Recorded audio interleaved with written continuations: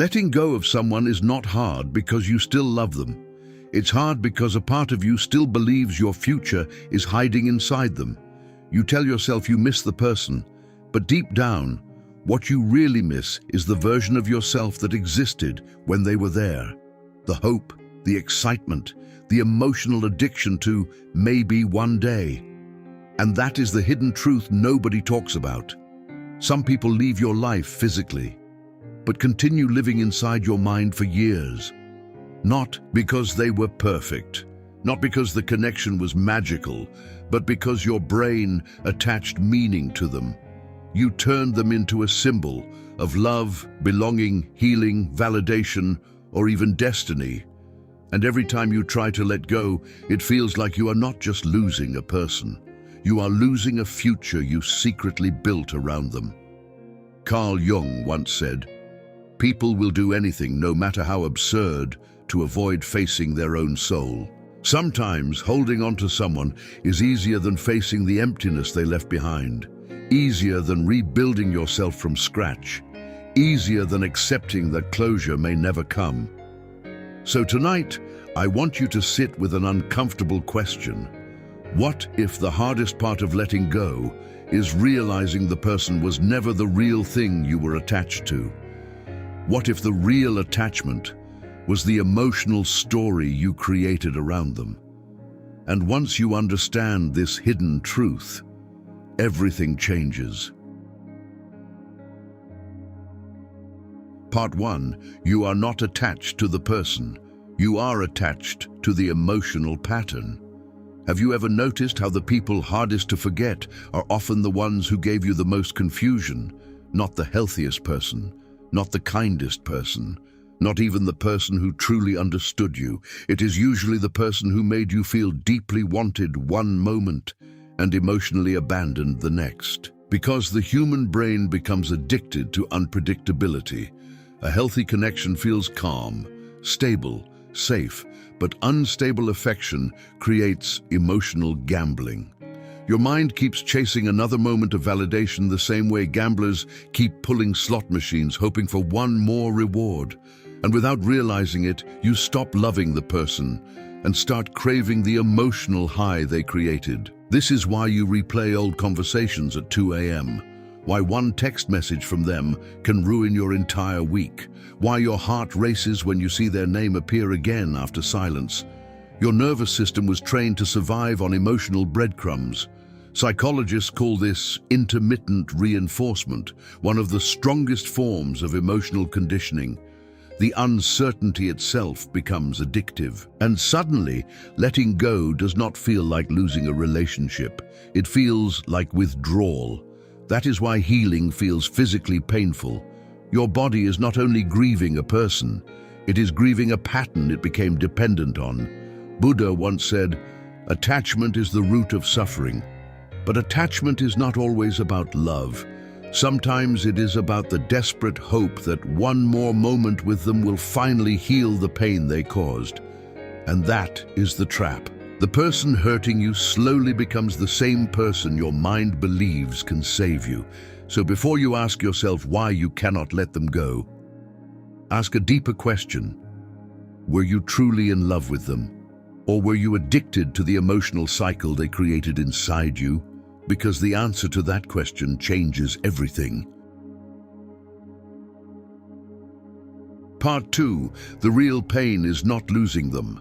It's losing the future you imagined. The human mind has a strange habit. It does not fall in love only with people. It falls in love with possibilities. And this is why letting go becomes so painful. Because somewhere along the way, you stopped seeing the person for who they truly were and started building an entire emotional future around who you hoped they could become. You imagined conversations that never happened, moments that never arrived, a version of the relationship that existed more in your mind than in reality. And now, every time you try to move on, it feels like your future is collapsing in front of you. This is why certain songs hurt, why specific places suddenly feel haunted, why even ordinary nights feel unbearably empty. Your mind attached memories to imagined tomorrows. Nietzsche once wrote, "Hope, in reality, is the worst of all evils because it prolongs the torments of man." Not because hope itself is evil, but because false hope can keep people emotionally imprisoned for years. Many people are not waiting for love. They are waiting for potential to finally become reality, but potential is dangerous. Potential can make you stay in situations where your soul is slowly starving. It convinces you to ignore disrespect, inconsistency, emotional absence, because you keep believing the person will eventually become who you imagined. And the tragedy is this: you can spend years loving someone's potential while completely abandoning your own. Carl Jung believed that people often project their unmet desires onto others. In other words, sometimes the person was never extraordinary. Your imagination simply painted them with emotional meaning. That is why reality feels so brutal after separation, because eventually you are forced to confront two painful truths at once. The person you loved is gone, and the future you built around them never truly existed. But strangely, this realization is also the beginning of freedom, because once illusions die, truth finally has room to breathe. And maybe healing begins the moment you stop asking, "Why couldn't they love me the way I needed?" and start asking, "Why did I build my entire emotional future around someone who kept showing me they were emotionally unavailable?" That question changes you, not into someone colder, but into someone wiser. Part 3, you keep holding on because they became part of your identity. There is a silent danger that happens in deep emotional attachment. At first, you simply care about someone, then slowly, without noticing, your identity begins to wrap itself around their presence. Your moods depend on their attention. Your confidence depends on their validation. Your peace depends on their consistency. And one day you wake up realizing your emotional world has started orbiting around another human being. This is why separation feels so terrifying, because losing them no longer feels like losing a relationship. It feels like losing yourself. You start asking questions that haunt you in silence. Who am I without them? Why does life suddenly feel empty? Why do ordinary days feel meaningless now?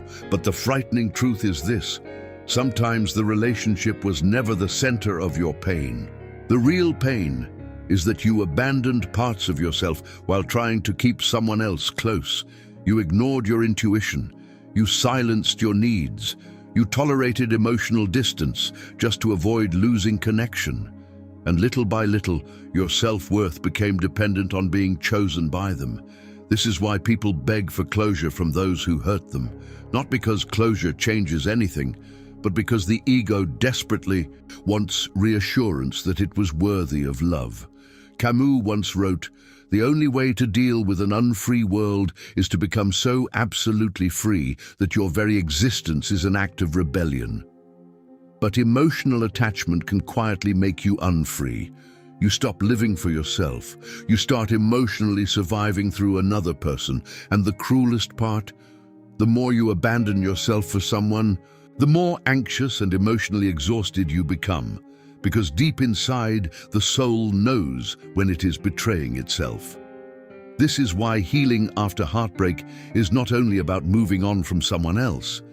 It is about returning home to yourself, learning your favorite music again, sitting alone without panic, rediscovering ambitions you abandoned, remembering who you were before your happiness depended on someone texting back. And maybe that is the hidden purpose of heartbreak. Not to destroy you, but to force you to meet the version of yourself you lost while chasing love. Because real healing begins when your identity no longer depends on who stays. It begins when your peace becomes stronger than your attachment. Part 4, the hardest truth. Letting go means accepting that some stories do not have the ending you wanted.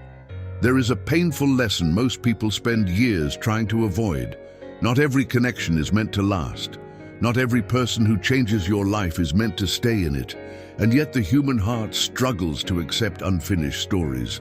We want explanations, we want closure, we want one final conversation that magically removes all the pain. But life rarely gives endings that clean. Sometimes people leave without apology, sometimes love fades without warning. Sometimes you never truly understand why someone who once felt so close became emotionally distant. And the hardest part is not the ending itself. It is accepting that no amount of overthinking can change it. So the mind keeps revisiting memories like a prisoner trapped in a loop. What if I said something different? What if I tried harder? What if they come back one day? But eventually, healing asks something terrifying from you. It asks you to release the need for a different past. Lao Tzu once said, "When I let go of what I am, I become what I might be." But letting go is not a single moment. It is a slow, emotional death of illusion. 1,000 quiet decisions, not checking their profile, not rereading old messages, not romanticizing the pain, not turning loneliness into a reason to return to what broke you. Because loneliness can make broken connections look meaningful again. And this is why many people go back, not because the relationship became healthy, but because familiar pain feels safer than unfamiliar freedom. Read that again. Familiar pain feels safer than unfamiliar freedom. That sentence explains why so many souls remain trapped in cycles that slowly destroy them. But one day, something changes.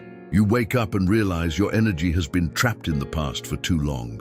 You realize life is still moving while you are emotionally standing still beside memories that no longer exist. And for the first time, you stop asking, "How do I get them back?" You start asking, "How do I get myself back?" That is the moment healing truly begins. Not when the memories disappear, not when the pain completely vanishes, but when you finally understand this hidden truth. Letting go was never about forgetting them. It was about choosing yourself enough to stop abandoning your future for someone who already became part of your past. And maybe some people enter your life for only one reason: to teach you the difference between attachment and real love. Because real love brings peace. Real love expands your spirit. Real love does not force you to lose yourself to keep it alive. So if you are struggling to let go of someone tonight, remember this. You are not weak for missing them. You are human, but your future cannot heal while your heart keeps living inside a closed chapter. Sometimes the bravest thing a person can do is accept that the story ended and still choose to live beautifully afterward. And perhaps that is what true freedom really is. If this video touched something deep inside you, don't ignore that feeling. Some people were never meant to stay forever. They entered your life to reveal something about yourself, your wounds, your attachments, your fears, and your capacity to love. And maybe letting go was never the end of your story. Maybe it was the beginning of becoming the person you were always meant to be. So, before you leave, ask yourself honestly, are you holding on to the person, or holding on to the emotional story you built around them? Because the moment you understand the difference, you finally become free. If this message resonated with you, subscribe for more deep psychological and philosophical videos that help you understand human nature, heartbreak, healing, and yourself on a deeper level. And remember, some chapters hurt when they end, but sometimes the ending is exactly what saves your life.